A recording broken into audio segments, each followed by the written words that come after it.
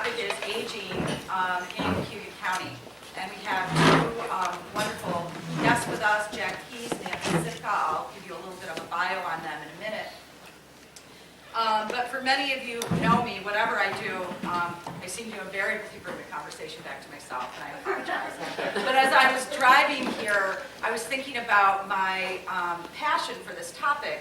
I not only have a mother who's in a progressive care community and living with dementia, but when I was 14 and I had a grandparent living with us, and I was really struck by how much she needed to be touched and seen and talked to.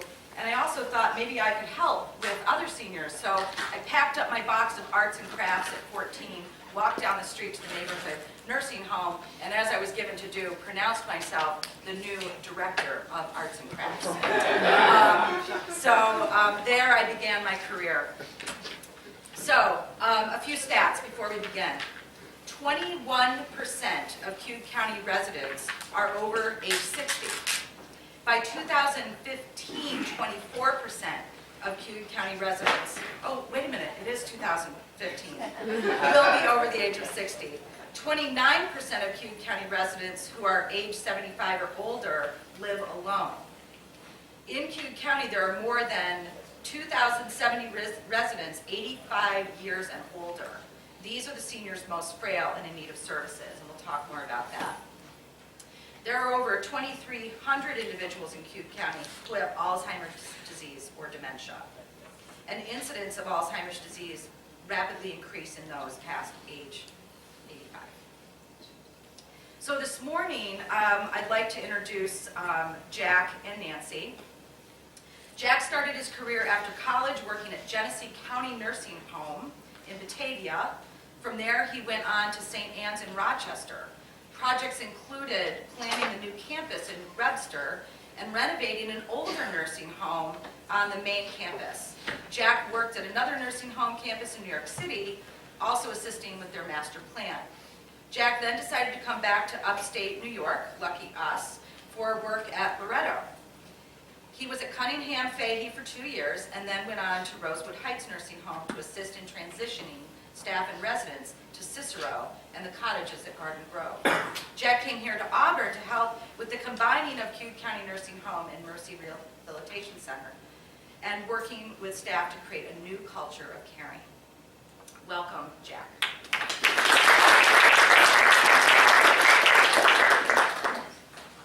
Nancy Sitka is with the Cayuga County Office for the Aging. Nancy has worked as director of the Cayuga County Office of the Aging since 2005. From 2001 to 2005, she worked as the office's caregiver coordinator. She has previous social work experience working with Alzheimer's Association of Central New York, Broome County Ombudsman Program, and the Ecumenical Committee for Migrant and Community Concerns in Baldwin County, Alabama. Nancy holds a Bachelor's of Social Work degree from the University of Buffalo. Welcome, Nancy. So we have a few questions prepared for the both of you, and then I'll leave some time at the end. Guy's going to give me so that I have a little bit of time, because I'm sure some questions are going to bubble up for you as we go. But we're going to start with Jack.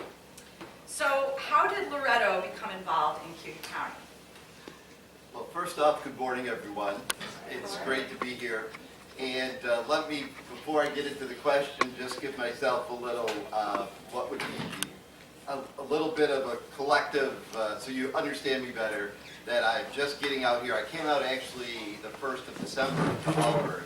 And then through our work with the Department of Health and opening up the cottages in Cicero, the health department thought it would be better if I went back to them until we had our survey, which, of course, when they said it to us, they said, we're going to be there imminently. So we assumed that meant a week, right? Well, it was a month, 5 weeks before they ended up getting there. So I'm back at Auburn as Monday.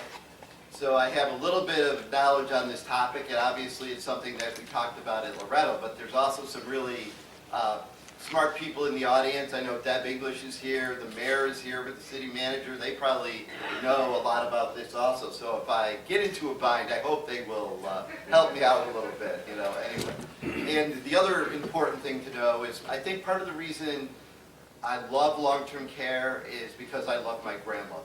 You know, and I think I remember as a kid, as you know, you went to the nursing home at 14. I remember going around with my grandmother, you know, and she'd take me out for all the good things that a grandmother would do. And so I said, this is great, you know, why wouldn't I want to be working with people like this? You know, and also I think while I was in college, I worked at a hotel. And it was amazing to me when I decided or, you know, ended up reading an ad in the newspaper to get involved in a nursing home, the similarities between the two.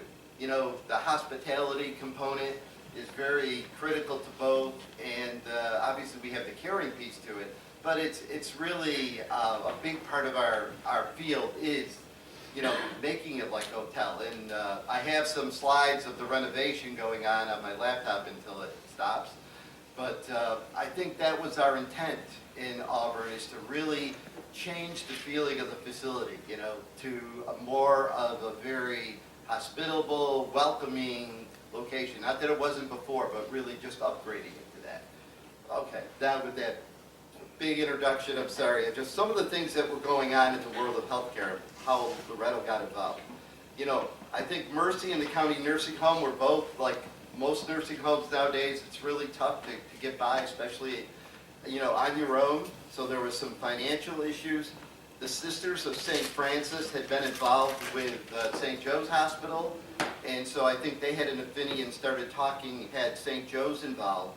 And then St. Joe's and Loretto get along very well, and also the health department, when the grant proposal, the Hill grant was put in, really wanted there to be a stronger parent involved.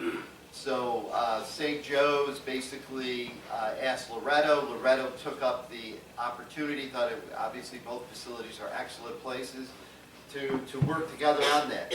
There was a couple HEAL grants that were applied for, and HEAL grants are proposals that the state has, and basically they're all on account of the Berger Commission, which was in like 2008 or something along that line, where they looked at the amount of nursing homes per bed in every county and what could be done to consolidate those beds, hopefully reduce some of the beds, because, you know, a large percentage of people in nursing homes are on Medicaid, so it's a big cost for the state. So that was part of that impetus of the Berger Commission, was to consolidate facilities, because even earlier on I was talking with Deb English. I mean, part of the plan, you know, right now there's 2 administrators, 1 at each facility. There's 2 directors of nursing, 2 directors of food service, 2 directors. So by putting everything together in one facility, obviously there'll be some cost savings involved in that.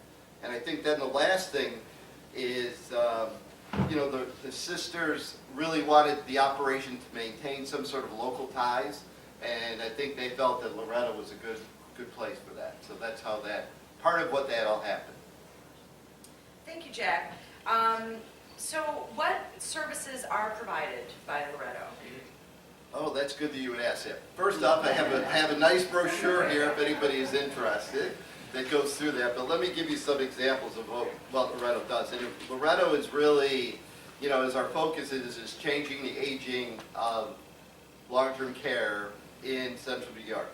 You know, we have independent living, we have community residents, we have neighborhood communities, we have an outstanding PACE program, which I know keeps people in their houses and provides care right in the houses, which I think everyone feels that is the best way. I think we'd all like to get care, but it provides like a satellite center for people to go to during the day where they get their medical care, and all those things can happen. There's doctor's appointments, you know, so it's a really great program.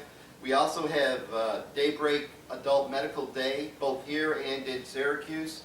And the interesting thing now about Medical Day is the state has just loosened the regulations, so not only will we have a medical adult day, but there used to be these things called social day, where people would just go to socialize. Well, now they're going to allow both of those facilities, both things to be done in one facility. So I think that's going to open up those for a lot more folks, and also as you know, Nancy and I talked, another opportunity for people to be able to stay at home, because you're going to have these other things to do. You know, if you're living with family or a spouse needs some additional care, a place they can go in the day and you get a little bit of a respite. You know, we also do respite, assisted living. We have 5 different facilities. We have skilled nursing and rehab. And, you know, we have really a beautiful CCRC, the Nottingham. What's a CCRC? Continuing Care Retirement Community. Oh, okay. That involves all 3 levels, independent living and nursing home. So you sound pretty well covered. In the merging of the organizations and the closing of the nursing home, any services eliminated that we then No. have? Okay. Nope, none. Wonderful. So what's the status of the current construction plan? I know you said you have your laptop running with some photos. I do. It's really coming along really well. Those of you that don't know, the whole facility is getting renovated. We're in the final 2 floors now, and they started from the bottom up. So we have 6 and 7 to do. The 8th floor is a lot of office space that also will be renovated to become more of like the church, and also a big area for different things that are going on at the facility. So basically, we're looking at, and I can't be exact on the dates because, of course, the health department hasn't given us final approval for the closure plan of County House, or also the bringing over the County House residents to our facility. But we're looking like April and May to do that, to bring over the folks from County House. And then the 60-bed rehab unit in front will be done probably in July or August. So that's kind of our plan. Great, thank you. I'm sure we're going to have some questions after we also hear from Nancy. Love that. Nancy, what are some of the current service gaps that occur for seniors? Well, in Cayuga County, actually, I have to preface also, since Sure. I got to do that. Oh, yeah. June, you stole my thunder. Is this a paid Okay. political Okay, announcement? so let's just roll tapes back. Nancy, would you like to say a few words before we dive into those questions? Please. Because I thought of this great phrase last night, and it was, and you did it by the demographics, which is a few things I was going to mention too, but I thought, you know, we want to paint the, oh gosh, now I'm having a memory lapse. We want to paint the backdrop. We have a dimension. So, I thought paint the backdrop. I'm sorry, And that was it's so okay. fair. I couldn't see the sign here. But I thought, paint the backdrop. Here we are in Theater Mac, you know. So the demographics really do paint that backdrop, and that's kind of what that frames everything that we're going to be talking about today and in the future. And I want to say one other demographic, and that was at the end of 2010, the Pew Charitable Trust, or the Pew Research Center, announced that beginning January 1st, 2011, approximately 10,000 people returned 65 every day in the United States for 19 years, which is just astounding. But it's that baby boomer cohort, the 1946 to 64, as we call the pig in the python. You know, moving That is such a great metaphor. I like that. and I think also somebody else made that up. But you know, and you can see because that group influenced all the schools that were built when I was growing up, and now those schools are being closed. You know, it is a cohort that's just really changing and making us change how we provide services and what we do. And I have to tell you this too, it's very important. 2 weeks ago, I got my red, white, and blue Medicare card in the mail. So anyway, I'm all set. So, gaps in services. Actually, in Cayuga County, we're fortunate. We have a lot of good services. And when I was thinking and talking in our office about what gaps we have, it's more a matter of not having enough of what we do have. Home care is a perfect example. You know, we can provide home care through Medicaid for low income. Office for Aging has a home care program for the next group, economic seniors. And then there's always private pay. We've got quite a few agencies, but the reality is it's tough to serve people that don't live in the city of Auburn, the further you get out. Sometimes we can't find aides. We try to deal with consumer-directed services, but sometimes the family doesn't have someone they trust, and they want to hire themselves. So, you know, we could use more availability of home care. Things like transportation. Great, we have Central in the city. We have the SCAT van, which I know we're going to talk about that later, but that's a great service for seniors, but that's also limited, and can't always get to everybody in a timely manner, so we could use more transportation services. I want to talk about this now or not, or wait, but, Go ahead, Nancy. go ahead. Go ahead. Health insurance counseling, talking about all those people turning 65 every day. Medicare and all the health insurance that happens when you turn 65 is one of the most confusing things in the world. And I wish Brenda Wyman was here, she works in our office with it, she's brilliant. But these are the charts she uses. There's 24 different Part D prescription plans. There's 79 Medicare supplement plans. There are, this is the Medicare Advantage plans. There's not that many plans, but they're all various and confusing. There's Epic. You know, there's all kinds of things that people can apply for to help pay for some of these things. But for an individual or their family to try and get through that system is really tough. And we can only offer so many hours. And a few years ago, before Suzanne's time, we lost our part-time position that did health insurance counseling. So, you know, we're struggling to be able to provide all the services that we do have. So I guess I would view it's a lot of, other than like a nice PACE program. I know. Which would be good. Yeah. I agree. Remind us what the PACE program is again? The PACE, I'm trying to remember the acronym, but basically it provides all the services for people. They can live at home, then PACE provides transportation, gets them to like a day center Right. where they get their medical work done, Okay. that they socialize, where they would have lunch, whatever. And depending on the person and their needs, it's from 1 day a week to 5 days a week. Thank you.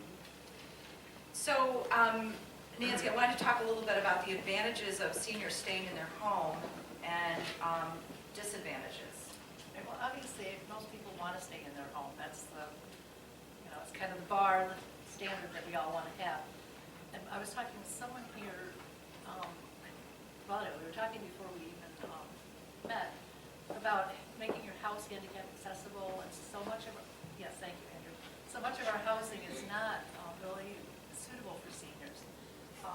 And we still have the older seniors are still, especially the folks that have lived in that house for 50 years, don't want to leave it. I mean, that is truly home for sentimental and emotional reasons.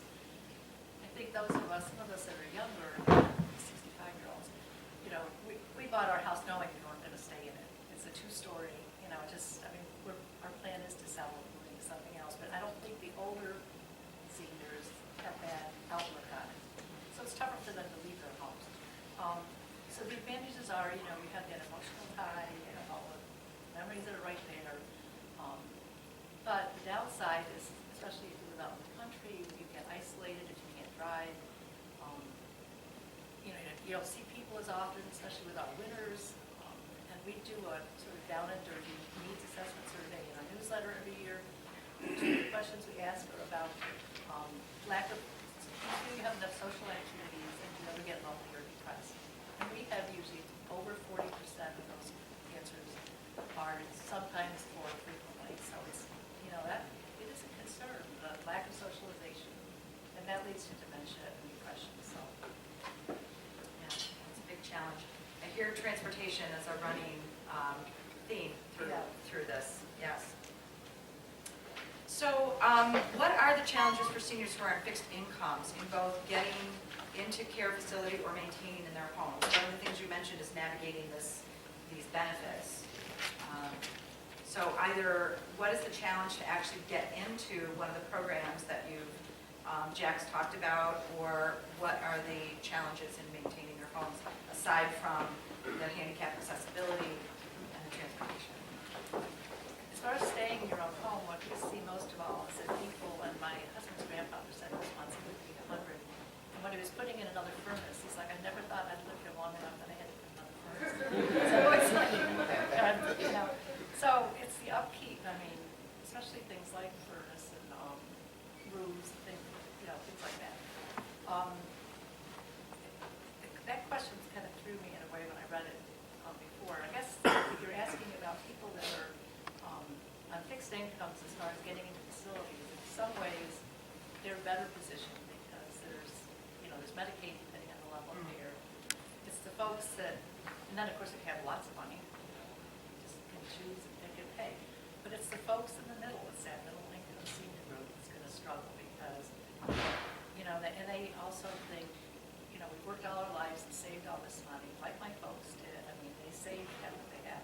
And then to have it all gone in a year, it takes me pride in paying. There's something, we tried the long-term care insurance partnership with New York State, which is supposed to be a more reasonable deal, but it's still very expensive for people. So we haven't solved that riddle of what we do about it. I understand. So we talked a little bit about, you touched on the fact that in our county is in unusual shape. It's really long. I work a lot with Meg and tourism. We talk about that, long. But what are the challenges with, transportation you mentioned, but also Meals on Wheels program closing? Like, how are we getting to people in the rural areas, and how are we addressing that isolation? I'll speak to the Meals on Wheels. A few years ago, depending on who tells the story, there's lots of different ways to tell it, so I won't tell the story. But a few years ago, Cayuga Health Association, who've always served Meals on Wheels in the city of Auburn, decided not to serve meals. So the senior nutrition program for aging picked up those meals. So we now serve 9 routes in the city and 8 routes in the rural area, all the way up through Fairhaven and all the way down through south of the block. So, meals are getting served. The struggle we're having is volunteers. We have volunteers driving the city, so we're always looking for more volunteers. And that's another conversation probably for another day, but the whole volunteer base is changing. We used to have the older volunteers who were very committed and could commit to every Monday or every Monday, Wednesday, Friday. And now we had this conversation with Mary Ann Cole from RSVP and some other folks that work with volunteer groups. And now the younger retirees want to sort of pick and choose, which is fine, but they're kind of pick and choosing what they want to volunteer for. They don't want to be committed to an every Monday thing. Because they're more active, they're going away, they're going to see grandkids. So the volunteer base has changed too, and that's affecting how we provide volunteer services. But I think the meal program, at least we're still out there. That's great to know. I did not know that, so thank you. And so how are we addressing that isolation in other ways? You've got the meal program. Well, we've tried some things like a telephone support group for caregivers, and that has not worked yet. People still want that face-to-face connection. We do have our newsletter that gets out, but it's just a challenge addressing isolation, especially in the rural areas. And one of the first things we talk about with people when they're struggling financially to stay in their home is subsidized housing. And we're fortunate in Cayuga County, we do have a lot of subsidized housing in Moravia, in Springs, Hale, Fairhaven, not just in the city. But it takes a lot of decision-making and thinking for people to get to that point to move in. But that's a great solution for isolation, because you still have your own place. You can get together for meals or other activities when you want to. So more communal living, I think, is a good solution. Also, can you circle back and talk a little bit about what you know about the SCAT ban and the challenges with financing? We're really lucky. And the SCAT ban just found out not too long ago that their insurance costs went down $20,000 this next year. Their loss run report, which I had to look up, but I guess it's like a look back for 5 years, and they finally got to the point where their 5-year look back was better. They were in a better position. So that really helped. The other thing that I wanted to comment on, because I think that was in your question, the county actually, through the Office for Aging, has had a contract with the SCAT ban for years. And last year, we had some additional funding from the state. We raised the contract from $38,500 to $48,500. So there is county support through the Office for Aging for the SCAT ban. As of now, we assume we're going to have that additional $10,000 again this year, so we're planning on another contract with them for $85,000. So they're in much better financial condition. For those of you that know Kathy Shutter, she is retiring this month. Sue Van Epp, who was the dispatcher, is going to become the director, and we're pleased because Phyllis Van Horn, who is now referred to our office, who is retiring, is going back in as the board president, so there'll still be some good So for both of you, I'm wondering if you can comment on what you believe that less skilled beds in the county will mean for people. We talk a lot about people staying in their home. We talk about other programs, but what does less skilled beds mean? From, I think, our perspective, I don't think it's going to impact the community at all. I think because, one, the additional services that are out there, whether it's by Loretto or other organizations, the Office of the Aging, and other things. And, part of the renovation is a rehab unit, and the whole concept of a rehab unit is to bring people, they go to wherever they go to the hospital, hopefully have them come back to the county for their rehab and then get them home. I mean, our goal in the rehab unit is not to keep people in nursing home. It's a separate, distinct unit from the rest of the building, and the whole idea is let's get those folks home or to their living situation that they were at before. So along with things like that, the change with adult daycare regulations also, I think, are positive, where you can do the social and the medical together. So, I mean, I think there's some really positive things going on, to enhance people being able to stay at home and not utilize nursing home beds. I mean, I think we're seeing people not coming to nursing homes till later in life, When I first got involved in nursing homes, you would have someone that had a minor disability would end up going to the nursing home at 65 or 60 for that matter, and stay there for 10 or 12 years. Now, our average, age is more in the 80s, and it's for, less than a year of someone's life because they've stayed at home and stayed with other services. So I think it's very positive. Well, and you mentioned also that part of the HEAL grant was, part of the deal, so to speak, was a reduction. Yes. So that was also sort of an imposed. Correct. I'm personally curious about how this affects our ability to care for people with dementia and Alzheimer's who really, from my observation, really can't, particularly in late stages, be at home. And even family members and skilled in-house nursing can little cope with some of the effects of that disease. It is very, very traumatic for the caregivers and the work that they go through. We have a specialized unit in Auburn Senior Services, the second floor, just for dementia folks. But I think what you're saying is, again, people are trying harder and harder to keep folks at home. And now we're getting like families that come in and say, we just can't take it anymore. What can you do for me? And So it really gets to be kind of an emergent Yeah, situation, yeah. You see, and then people are already at their with edge, that, right, because okay. people try really hard. And I think, if we could come up with maybe more respite service, using, hopefully, be something we'll be able to provide at Auburn Senior Services, where if someone does need a week or two to go south for a way, during the winter or something, that there will be an option for them. I mean, we do that now, but just to continue doing that, it's an option for folks so they can continue to live at home. Again, I think it's a combination of a lot of different services now that are out there than what there used to be. The other thing is that we had only the 1 day a week Gordon Needy Activity Center out of the Nazarene Church, which was run by the ARC, and that has since closed. And the struggle with social daycare at this point is that there's no reimbursement mechanism except private pay. So for families, we always wanted that program to grow and to go to more days, but for families with private pay, it's really tough. So I don't know what the solution to that is either, but that's one of the issues with getting that kind of reimbursement. The other thing is a lot of folks with dementia or Alzheimer's disease need the supervision, but not necessarily the medical care. So like you were speaking about, social daycare that's geared towards folks with dementia, or assisted living that's geared towards folks with dementia. I mean, those are some of the things that I think would help fill in the gaps. Speaking of that, I think that would bring to mind that maybe there are a whole range of people who can be trained to assist. And I'm wondering how you feel we are sort of stocked as a community with capable and educated and trained caregivers. This is a big Yeah, question. that's a This is challenge, a yeah. need, I think, Yeah. throughout.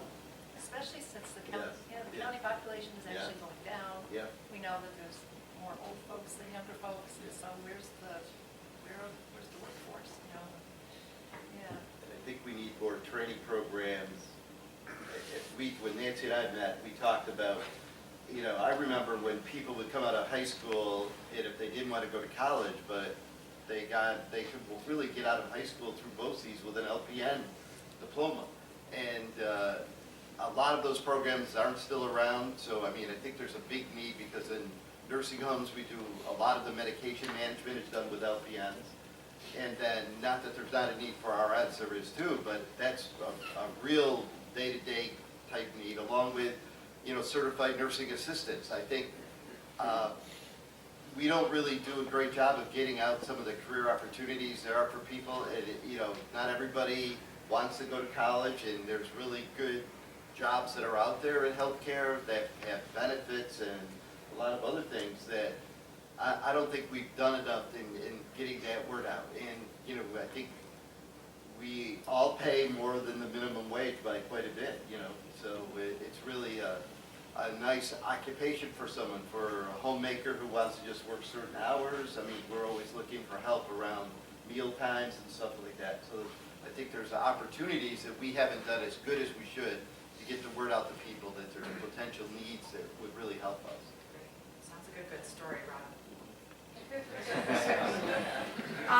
So, to sort of a moral and philosophical question, what do you think that our role as a society and the government is in making sure that people are, oh gosh. Right after the State of the Union, I want us to address it. Yeah. What are your thoughts? Oh, gosh, I think when we've all saw this question, we're like, oh, what is it? And even in my own role, you would have two different answers, because I'm a very strong proponent of government involvement and government caring and government taking responsibility, and we are the government. It's not us. Who is it going to be? That said, my husband would say, "And how are you going to pay for it?" So, but I do think government, no matter whether government actually provides a service or not, Suzanne can't even say this. So, the government, I think, has some responsibility to make sure that we take care of our neediest, frailest, whether it's infants all the way up to 100 children. I think there's responsibility there for us to make sure there's services and support systems and safety nets out there for all those folks. Who actually provides it has to be sort of, we're working that out now, and I think we've brought in some other players like insurance companies and pharmaceutical companies, and there's all these weights coming to bear on how we provide services and care. We've got a lot of work to do. To follow up on that, I think one of the things that's happening in the long-term care world that everyone might not be aware of is that we're going to a more contracted rate through insurance companies, that no longer will we be dealing with the state alone, that starting in the middle of this year, Medicaid people in the community will be able to start making decisions if they want their basically their Medicaid health benefits to be controlled through an insurance company. And so then you add this whole other layer to the whole healthcare organization of possibly some really good things. One, it controls the cost for the government. The second part that actually could be very well is things like social day, which in the past haven't been, there was nothing that would pay for them except private pay. Now, some insurance companies are going to be picking or looking at picking that up as a possible option for someone during the day that's now at home or needs a little bit of care needs. So, like with anything, there's good and bad, or at least now there's a potential for some really positive things coming down the road with this. The other part of that with government, the HEAL grant itself, that we're renovating the whole facility and bringing all this positive to the community, hopefully by putting the two facilities together, making it look brand new. It's a $20 million HEAL grant that we got from the government. So, without that, this whole thing would not have happened. And, who knows what would have happened then to the two entities. So. Thank you.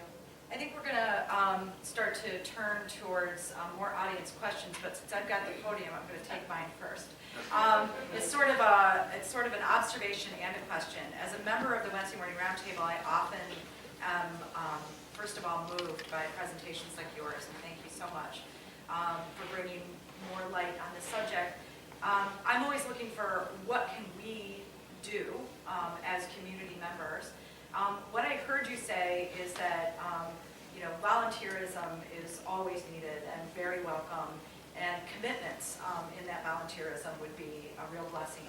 I also heard you say that transportation is something that we really need to think about, and I think that that is true for many things. We heard about bridges out of poverty and how transportation really kind of hobbles someone's ability to propel themselves forward in life, really.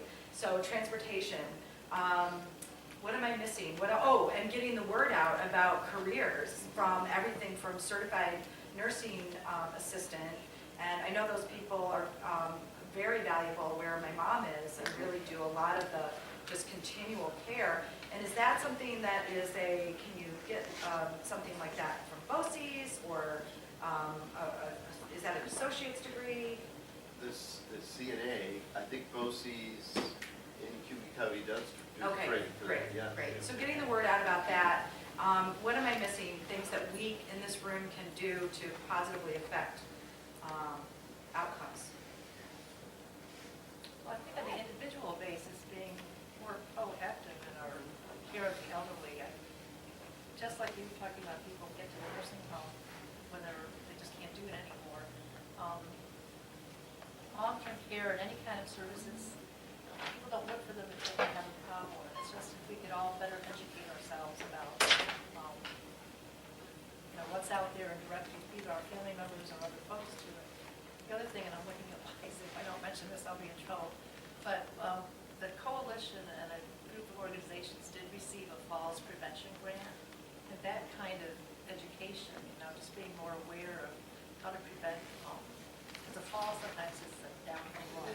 Absolutely. Yeah, so, if we can become more aware of that and try to talk our family members who are seniors into making changes that would make their lives safer. So I think on an individual basis, we can do a lot. Thank you. How about questions from the audience? David? I'm old enough to be able to see this quite a sweep in the changes in the way that the elderly are treated, and it's huge. For me, for the last 30, 40 years, it's just huge. But there's one thing that stands out. When my father was here, and I was taking care of him in a nursing home and in one of the better assisted living places, the loss of independence. He was in his 90s, completely coherent, but sight and hearing problems, serious problems. Long history of as a dentist, 50 years, 60 years, healthcare, knew exactly what he wanted in his body. I had to smuggle vitamin C in for him because he was so certain about vitamin C. Locking doors. Now I understand that there's a movement. There was an experiment some months ago, some years ago, where elderly were allowed a number of independent things that are no longer allowed. They used to be allowed in assisted living. The idea was independence, and assisted living set right in, starting to force people to do various things. My father was profoundly unhappy. Well, this test, I understood, they did these things. It's sort of, people considered them risky, like locking your doors. They introduced a lot of independence in it, and people were happier, they lived longer, they had fewer health problems because they were allowed independence.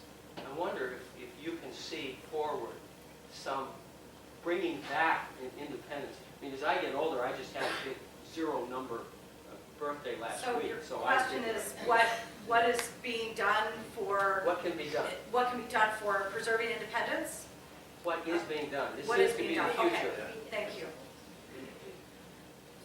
From the perspective of someone who works in the field, I think we run this battle, and I know maybe Deb English can also join in on this, because what we see, like the whole idea of opening doors and allowing people even to have different foods as you're, going through your life. And we're under constant stress from the Department of Health that if Jack gets, even if Jack wants X, if you give it to him and something happens to Jack, we're gonna hold you, the facility, responsible. That's not, a few years ago, there was a whole movement on about that we could write in the care plan that was sort of a shared risk, that, the family knows that, Jack wants his french fries, and we're gonna let him eat, we're gonna bring him french fries. Instead, that has really gone away. We're being told we can't do things like that.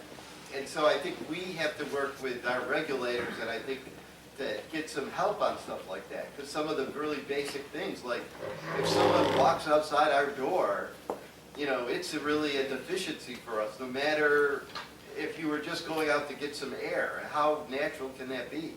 And stuff like that is really, we're almost, and again, I'm not trying to be this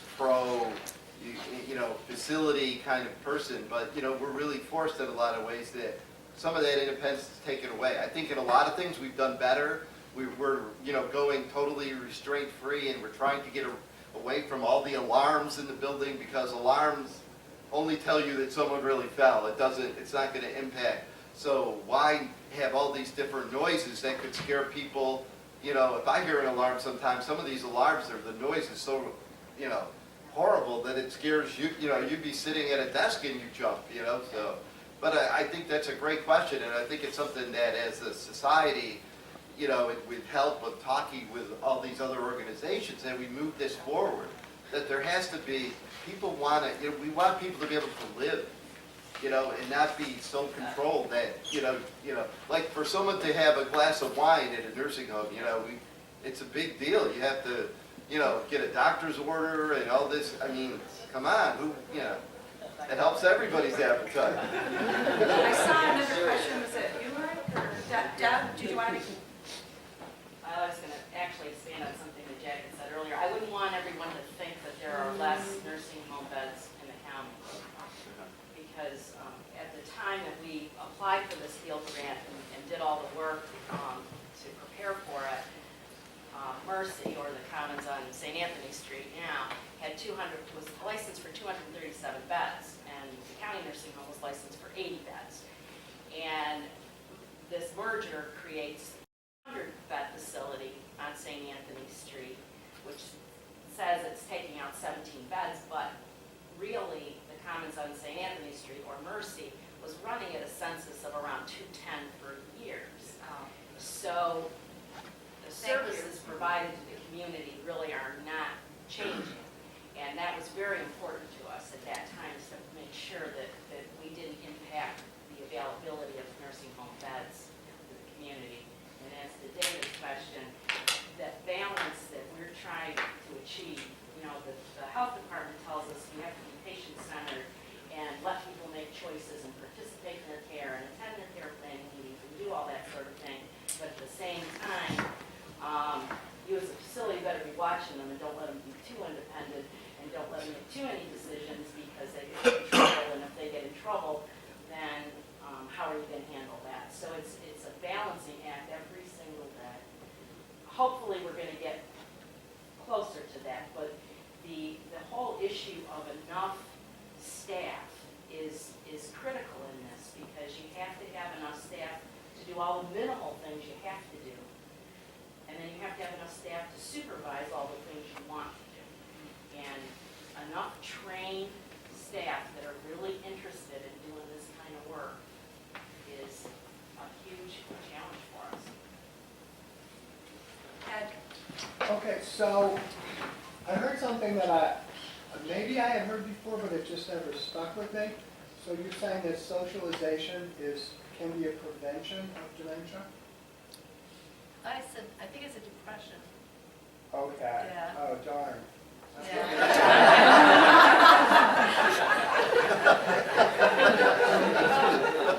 Yeah, I thought you were really on to something there.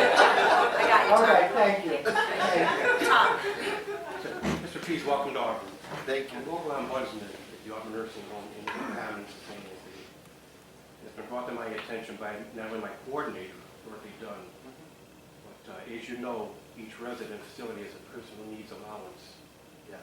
And when I conduct my tours at both facilities, not only the residents, but the family members, talked to me, there has not been an increase the last 25 years. And what is that allowance? Very true. Personal needs allowance. Oh, personal needs allowance, Yeah, okay. each resident has an account Okay. at the facility. And they're requesting one, I think they deserve one. I would support What I'm that. asking, I know currently, it passed the New York State Assembly, but it's been stuck in the New York State Senate for some time now.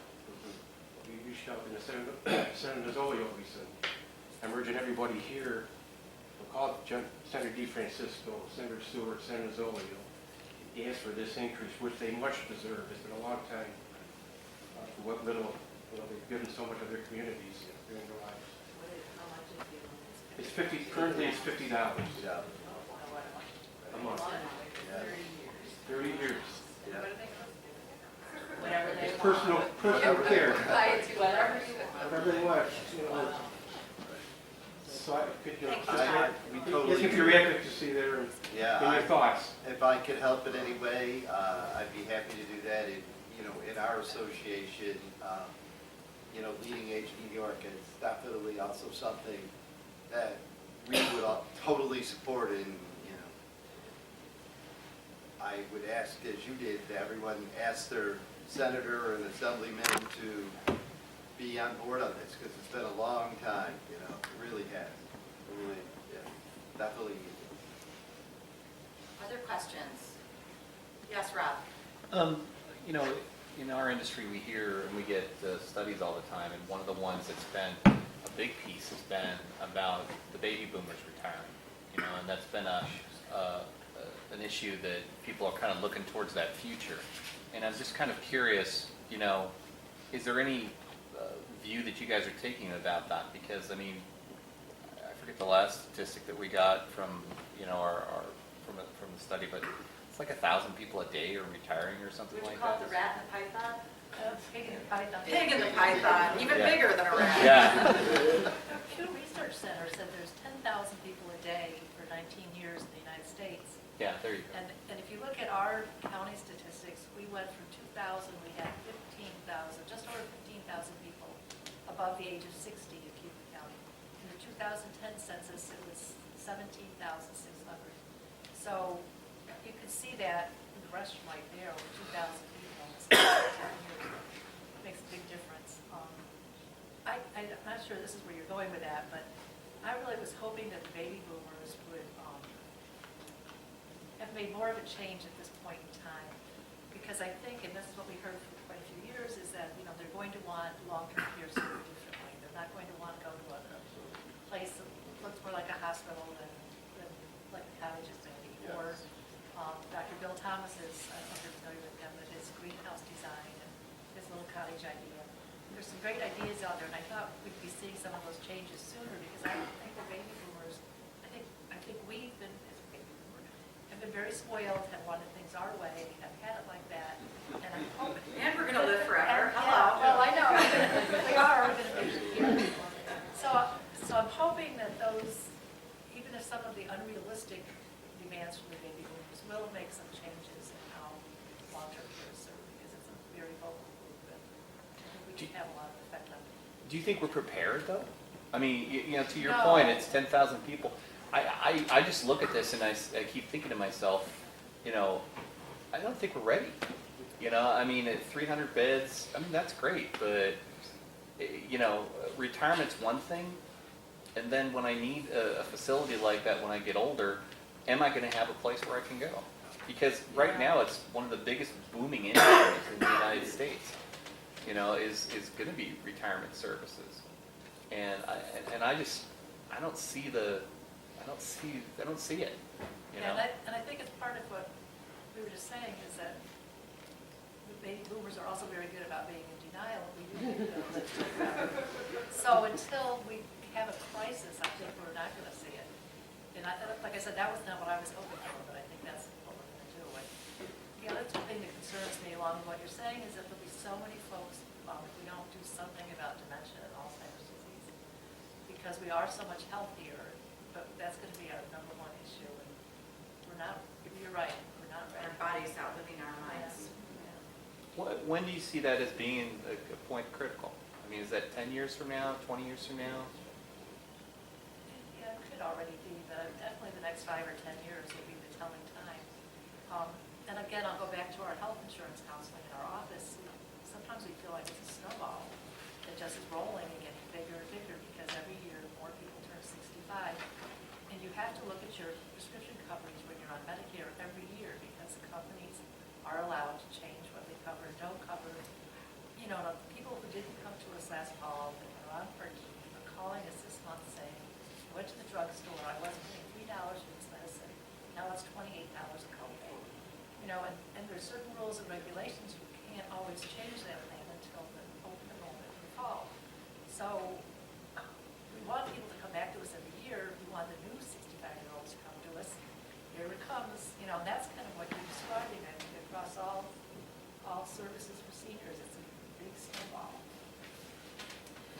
Well, we need to wrap up, but hopefully Nancy and Jack will be able to stay a few minutes so you can approach them.